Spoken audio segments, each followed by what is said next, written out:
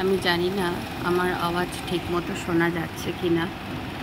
তো আমি অসুস্থ, তো হঠাৎ করে মনে হলো আজকের দিনে মে দিবসে কিছু কথা বন্ধুদের জানাই, যারা আমরা চাকরি করি, যারা শ্রমজীবী, যারা পরিশ্রম করে টাকা অর্জন করে, কোনো ছোটো কাজ বলে তো কোনো ছোট হয় না।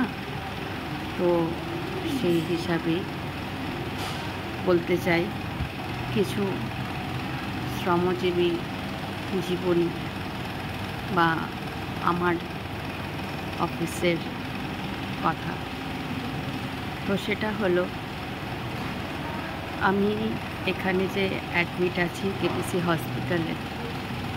তো কেপিসি হসপিটালে আমার আত্মীয় পরিজন বলতে এখানে আমার মাসির বাড়ি, মামার বাড়ি। মামার একটি মাত্র মেয়ে, তারা বিদেশে থাকে। মামা মাইমা দুজনেই অসুস্থ। মাসিমণি, আমার বড় মাসিমণি হচ্ছে 72 বছর বয়স, মেসোমশাই 77 বছর বয়স। তো যাই হোক, মাসির 2 ছেলে, আমার মায়ের 2 মেয়ে। তো কলকাতায় মামার বাড়ি। তো মাসির ছেলেই সমস্ত কিছু, বড় ছেলে ছোট ছেলে সমস্ত কিছু করছে। মা আসতে পারেনি এই কারণে আমার অফিস কলিগরাও জানে যে আমার মা অসুস্থ, লাঙে ইনফেকশান মারাত্মক, নেবুলাইজার চলে, এবং আমার বোন মাকে দেখাশোনা করে। আমরা 2 বোন, আপনাদের আগের ভিডিওগুলিতেও বলেছি। তো আমি বড়, আমার বোন ছোট। তো ওই জন্যেই মাকে ছেড়ে বোনও আসতে পারেনি, কেননা আমাদের একটি ছোট ছেলে আছে, তার বয়স 5 বছর। আর আমার মেয়ে আছে, কিন্তু আমার মেয়ে গেছে পরীক্ষা দিতে। তো ওকে আমরা জানাতে বারণ করেছি, আমি আমার বোন মাকে, যে আমি হসপিটালে অ্যাডমিট হয়েছি এটা বলবে না, তাহলে ওর শরীরটা খারাপ হবে বা টেনশান করবে। ও টেনশান নিতে পারে না, সবাই তো সব পারে না বন্ধুরা। তো এখানে হসপিটালে আমাকে ভিজিটিং আওয়ার্সে কেউ দেখতে আসে না। দাদা যখন সময় পায় একটু জল দিয়ে যায় বা একটু ফল দিয়ে যায়। এই তো আমার খাবার। আর দুপুরে ভাত, গলা ভাত, সেদ্ধ সমস্ত কিছু চলছে। সমস্ত কিছু প্রোভাইড করেছে আমার কেপিসি হসপিটাল, এবং বিশেষভাবে ডায়েট চার্ট করে সমস্ত কিছু করেছে। তো যাই হোক, অনেক কিছু টেস্ট দিয়েছে, PET CT scan, whole body, তারপরে আপনার হচ্ছে কোলোনোস্কপি উইথ বায়োপসি, এবং সিএইর একটা কার্সিনোমার একটা টেস্ট দিয়েছে। তো ওগুলো সবই হবে, হসপিটালে থাকাকালীনই হবে, কিন্তু পেট সিটি স্ক্যান হোল বডিটা এখানে হয় না। তাই পেট সিটি স্ক্যান হোল বডিটা কুবাট্রা ডায়াগনস্টিক সেন্টার থেকে করতে হবে। অনেক কিছু পয়সারও ব্যাপার আছে, দেখা যাক কী হয়। সবই ঈশ্বরের দান, এবং ঈশ্বরই তা বুঝে নেবে, সব কিছু জোগাড়ের ব্যবস্থা করবে। আমি এখন সব কিছুই ঈশ্বরের কাছে, পরমেশ্বর পিতার কাছে জীবনটা সঁপে দিয়েছি। আমি আর কোনো কিছুতেই রাগান্বিত হই না, কোনো কিছুতেই আবেগপ্রবণ হই না। কেননা আমি অনেকের কাছেই শুনেছি যে আমি খুব আবেগপ্রবণ, তাই জন্য আবেগপ্রবণও হই না।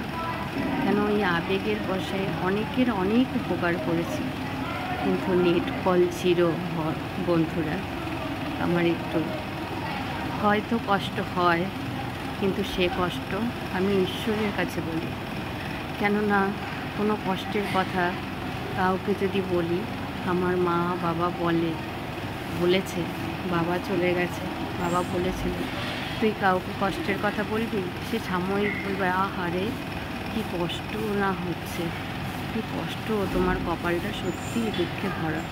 কিন্তু পরবর্তীকালে বলবে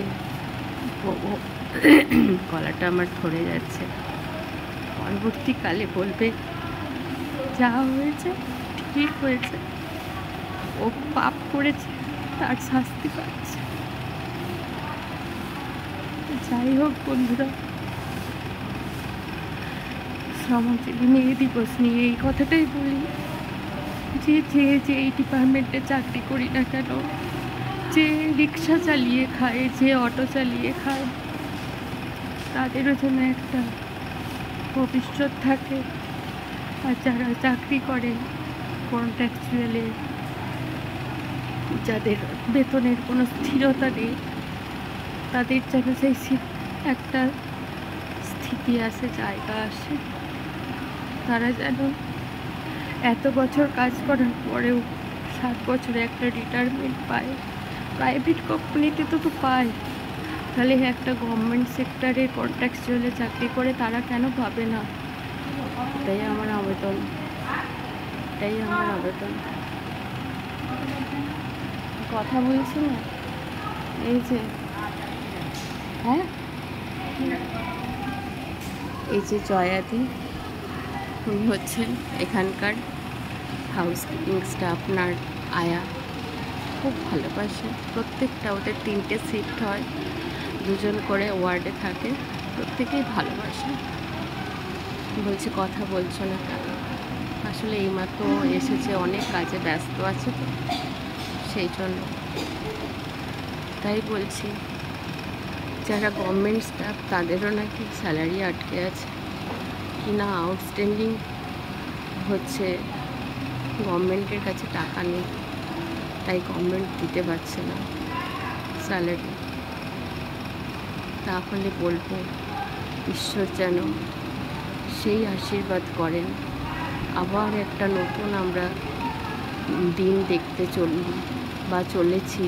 আমি ঈশ্বরের কাছে বলেছি, পরমেশ্বর পিতার কাছে বলেছি, যিশু গুরুর কাছে বলেছি, শ্রীকৃষ্ণের কাছে বলেছি, আমার গুরুদেবের কাছে বলেছি, রাম ঠাকুর আমার গুরুদেব, তার কাছে বলেছি, হে কৃষ্ণ করুণা সিন্ধু দীনবন্ধু জগৎপতে গোপেশ গোপিকা কান্ত রাধাকান্ত নমস্তুতে।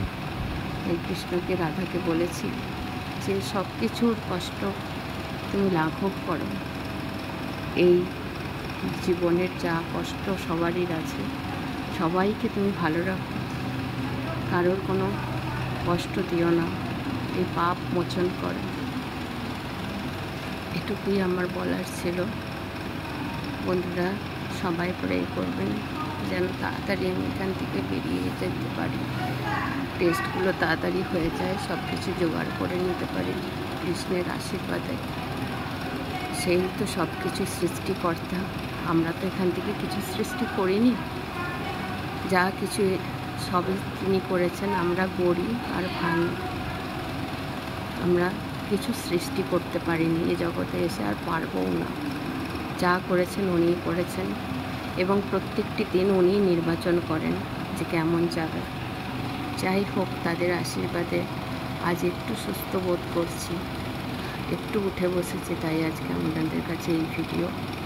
যারা এখনও পর্যন্ত সাবস্ক্রাইব করে অল নোটিফিকেশান অন করে দেননি, তারা সাবস্ক্রাইব করেছেন অথচ অল নোটিফিকেশান অন করেননি, তাহলে যদি আমি ভিডিওটি ছাড়ি তখন আপনারা সব ভিডিও দেখতে পাবেন না।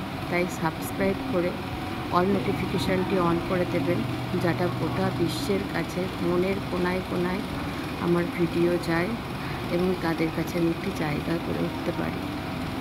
এছাড়া আমার কিছু চাওয়া পাওয়া নেই, জীবনে যা পেয়েছি তা চাইনি, আর যা চেয়েছি তা পাইনি। এটুকুই আপনাদের কাছে বললাম। আজ তবে এখানেই থাক, বাকি কথা পরে হবে। ভালো থাকবেন, সুস্থ থাকবেন, সাবধানে থাকবেন। আজ তবে এখানেই থাক। আমি চেষ্টা করছি একটু হসপিটালের ওয়ার্ডটা দেখিয়ে দিতে। এই যে আমার উল্টো দিকে যে পেশেন্টটি আছে, উনি হেপাটাইটিস A পজিটিভ। উনি আগে আমার পাশেই ছিলেন, যেহেতু আমার এত বড় ইনফেকশান, তাই আমার পাশে কোনো পেশেন্ট রাখেননি। ওনারা চেষ্টা করছেন না রাখার, যাতে আমার ইনফেকশান কোনো গ্রো না করে। এরপরে দেখুন ওয়ার্ডটা কতটাই বড়।